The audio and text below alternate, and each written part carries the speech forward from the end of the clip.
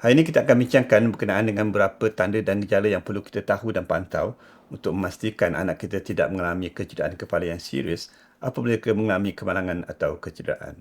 Stay tune.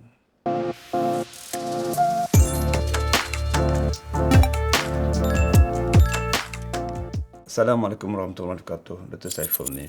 Video kali ini merupakan ada kaitan dengan video yang sebelum ni, di mana video sebelum ni kita membincangkan berkenaan dengan beberapa keadaan yang boleh menyebabkan kemalangan dan kecederaan berlaku di rumah. Namun begitu, kecederaan dan kemalangan juga boleh berlaku di tempat-tempat lain seperti di sekolah, di luar dan sebagainya. Jadi hari ini kita akan bincangkan berkenaan dengan beberapa tanda dan gejala yang penting yang perlu kita tahu dan pantau apabila anak kita mengalami kecederaan atau kemalangan untuk memastikan mereka tidak mengalami kecederaan kepala yang serius. Pertamanya, pengsan. Ya. Adakah anak kita pengsan selepas dia jatuh, terhantuk dan kemalangan dan sebagainya? Jika ada pengsan, ini merupakan keadaan yang signifikan untuk memastikan mereka tidak mengalami concussion atau gegeran pada bahagian otak mereka. Ya. Kedua, kita rasa di bahagian skull mereka atau tulang tengkorak mereka terdapat tidak keretakan atau yang kita panggil depressed fracture. Depressed fracture tu kita rasa keretakan ke dalam di mana tulang tengkorak tu patah ke dalam, depressed fracture, dan ini merupakan risiko yang tinggi untuk mendapat perdarahan di dalam kepala.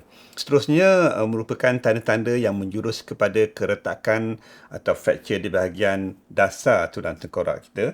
Pertamanya, jika terdapat lebam di bahagian belakang telinga yang kita panggil battle sign, di bahagian belakang telinga sama ada sebelah atau kedua-dua belah.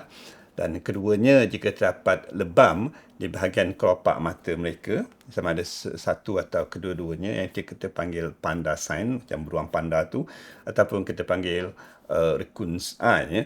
Dan seterusnya, jika terdapat perdarahan di bahagian keluar perdarahan darah atau cecair jernih di telinga atau rongga hidung mereka. Ketiga keadaan ini, di mana battle sign, raccoon eyes atau panda sign dan juga ada cecair atau dah keluar bahagian telinga dan hidung, merupakan tanda-tanda yang menjurus kepada keretakan atau fracture patah di bahagian dasar tulang tengkorak atau basal skull fracture, dan ini memerlukan ujian-ujian seterusnya untuk memastikan keadaan ini tidak berlaku.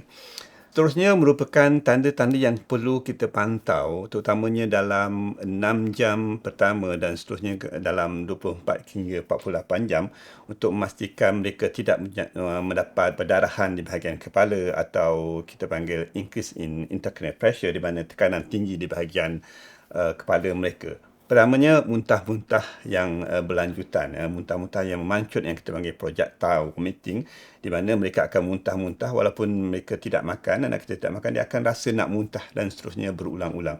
Ini merupakan tanda yang agak signifikan di mana menjurus kepada tekanan tinggi di bahagian dalam kepala. Keduanya merupakan keadaan-keadaan lain seperti mereka disorientated, tidak tahu mereka berada di mana, confusion, mereka confused, tidak kenal orang dan sebagainya, ataupun mereka tidak aktif. Mereka tidur dan terlalu lama tidur dan susah untuk dikejutkan contohnya, ataupun bagi kanak-kanak yang kecil, mereka menangis yang susah untuk kita pujuk, uncontrollable crying, di mana mereka sentiasa menangis tanpa sebab dan keadaan ini berterusan. Satu keadaan yang boleh menjurus kepada tekanan di bahagian kepala yang tinggi atau kecederaan di bahagian kepala adalah di mana mereka sakit kepala yang teramat sangat sampai mereka tidak boleh buat apa dan berterusan sakit ini. Dan juga lagi satu simptom yang kita perlu tahu adalah adakah mereka tiba-tiba mendapat fit atau sawan, tak ada demam tak apa, tiba-tiba mereka fit lepas mereka jatuh itu, ataupun mereka berjalan dalam keadaan yang tidak stabil, terhuyung-terhayang, terjatuh-jatuh, apa mereka berjalan dalam keadaan yang tidak stabil. Kebanyakan parent risau apabila anak mereka jatuh kemudian anak mereka demam. Demam bukan merupakan tanda yang menjurus kepada masalah tekanan dalam kepala yang tinggi atau perdarahan dalam kepala. Demam ni selalunya menjurus kepada jangkitan. Mungkin kebetulan masa mereka jatuh tu, lepas tu mereka dapat jangkitan virus dan sebagainya. Satu simptom yang perlu kita lihat adalah apabila mereka mengalami hilang ingatan, mereka tidak ingat apa yang berlaku semasa tu atau apa yang berlaku pas kejadian tu, mereka hilang ingatan. Ini merupakan tanda yang agak signifikan. Lagi satu tanda yang agak signifikan adalah apabila mereka mengalami kekaburan dalam pandangan mereka, sama ada mereka kabur tidak berapa nampak ataupun mereka mengalami nampak double atau kita panggil double vision, ataupun mereka mengalami nampak visual field mereka terbatas, mereka hanya menampak sebahagian saja field mereka atau field mereka terbatas. Begitu juga mereka, jika terdapat perubahan-perubahan fizikal yang lain, seperti contohnya mata mereka tiba-tiba jadi juling, mereka menangis dengan muka yang herut, macam orang yang kena stroke, atau lemah bahagian satu badan atau sebahagian kaki, sebahagian anggota lemah dan sebagainya yang lain, atau bercakap dalam keadaan yang tidak lancar. So ini merupakan tanda-tanda neurological atau neurological sign yang menjurus kepada masalah di bahagian otak. Jadi apabila terdapat tanda-tanda yang kita nyatakan tadi, maka perlulah untuk membawa mereka buat pemeriksaan, berjumpa dengan doktor, dan berkemungkinan doktor akan menyarankan untuk membuat ujian-ujian seperti CT scan untuk memastikan tidak dapat supaya tiada masalah di bahagian kepala, contohnya perdarahan di bahagian kepala atau otak dan sebagainya. Jadi setakat itu saja untuk hari ini, di mana kita bincangkan berkenaan dengan beberapa tanda dan gejala atau sign dan simptom yang perlu kita pantau dan tahu setelah anak kita mengalami kecederaan atau kemalangan, sama ada di rumah, di luar dan sebagainya.